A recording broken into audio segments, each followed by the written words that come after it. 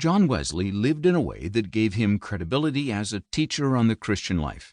He has what students of rhetoric and public speaking call ethos, a power of persuasion based on his known character and his public accomplishments. When he spoke, forces were set in motion that changed the course of history. When we hear a quotation from Wesley, we are inclined to pay closer attention because of who said it. For example, consider the widely circulated rule of Wesley: do all the good you can, by all the means you can, in all the ways you can, in all the places you can, at all the times you can, to all the people you can, as long as you ever can. This would be a fine, anonymous exhortation, but it has more impact when attributed to John Wesley, who did so much good. Never mind that although it sounds very Wesleyan, expert witnesses are certain that it is not to be found in Wesley.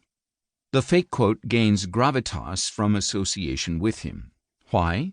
Because Wesley has credibility to spare. This chapter is a brief sketch of the biographical foundation of John Wesley's credibility as a spiritual advisor.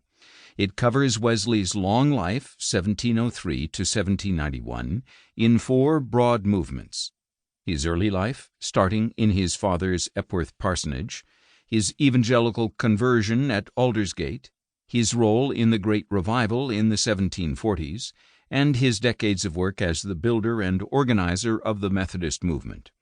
Finally, it offers some insights into Wesley's personality and character. From Epworth. If you start John Wesley's story as far back as 2 generations before his birth, it looks like it will be the story of English Puritanism, because all 4 of his grandparents were nonconformists, or dissenters from the established Church of England. His paternal grandfather, John Wesley, 1636 to 1678, was imprisoned for refusing to use the Book of Common Prayer in worship. His maternal grandfather, Samuel Annesley, 1620 to 1696, not only was ejected from his pastorate by the Act of Uniformity, but also later had his property confiscated when he was caught ministering in a conventicle, or unofficial small group. So when John Wesley recommended and republished select Puritan spiritual writings for a wider audience, he was raiding the family bookshelf, tapping directly into a vein of his own Puritan heritage. But both of John Wesley's parents, Samuel Wesley, 1662 to 1735, and Susanna Annesley, 1669 to 1742, left their dissenting homes and converted to the Church of England, persuaded that it was the most faithful way of being Christian in England. So John Wesley grew up Anglican under parents who were in the established church not by accident but by conviction and by adult conversion. Samuel was an Anglican pastor, the rector of the Church of St. Andrew at Epworth in Lincolnshire, and a poet whose publications included the quirkily titled Maggots, not a bestseller, and an epic poem on the life of Christ. I sing the God who, though enthroned on high, in human nature deigned to live and die. Susanna was a full-time mother, giving birth to 19 children, 9 of whom died in infancy. Of the 10 who survived into adulthood, 7 were daughters and 3 were sons.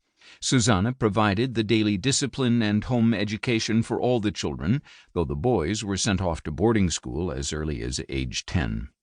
Membership in the Church of England was apparently one of the few things that Samuel and Susanna agreed about.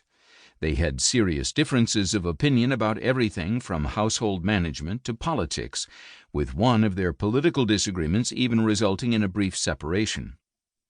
In a letter to John, or Jackie as his family called him, Susanna admitted to her adult son that, "It is an unhappiness almost peculiar to our family that your father and I seldom think alike." Still, Samuel was head of the household, and Susanna was a submissive 18th-century pastor's wife in her own peculiar way. What was her own peculiar way? One story strikingly captures the relational dynamic of the Epworth parsonage and displays the Wesley spirit. While Samuel was away on a long business trip in 1711, Susanna began to hold Sunday afternoon devotional reading services in her home.